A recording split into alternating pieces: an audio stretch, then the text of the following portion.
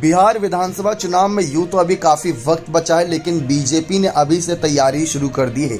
इस बीच भाजपा के राष्ट्रीय महामंत्री व बिहार के प्रभारी विनोद तावड़े ने गुरुवार को प्रदेश कार्य समिति की बैठक में कार्यकर्ताओं में जोश भरा। इस दौरान उन्होंने एक ऐसा आंकड़ा सामने रखा जिससे तेजस्वी यादव के होश उड़ सकते हैं।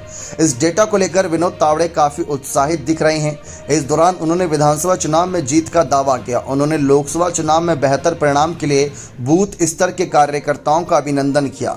लोकसभा चुनाव के डाटा को लेकर उन्होंने विधानसभा चुनाव में जीत का दावा करते हुए कहा कि इस बार लोकसभा चुनाव में एनडीए ने राज्य की 243 सीटों में से 174 विधानसभा सीटों पर बढ़त बनाई है। वहीं राजद को सिर्फ 34 सीटों पर ही बढ़त मिली है। ये विधानसभा चुनावों को लेकर एक संकेत है। उन्होंने आगे कहा कि विधानसभा चुनाव में एनडीए एक बार फिर से जीत हासिल करेगी। इस बार चुनाव में 2010 का भी रिकॉर्ड टूटेगा और एक मजबूत सरकार बनेगी।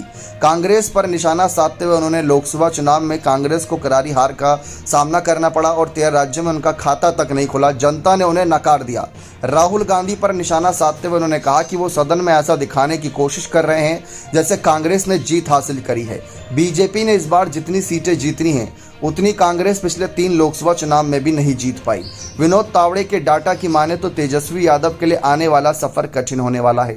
दरअसल विनोद तावड़े ने जो 243 सीटों में से 174 सीटों पर बढ़त होने की बात करी है। जैसा कि आप जानते हैं कि एक लोकसभा सीट के अंतर्गत कई विधानसभा सीटें आती हैं, 5-6 संख्या एक हो सकती है। तो उसी आधार पर उन्होंने ये बात रखी कि जैसे मान लीजिए अगर उन्होंने एक सीट का जिक्र करा और उसके अंतर्गत 5 विधानसभा सीटें आ रही हैं, तो उन्होंने कह दिया कि लोकसभा की हमने वो सीट जीती है। इसका मतलब साफ है कि उन विधानसभा सीटों पर भी हमारी पकड़ है।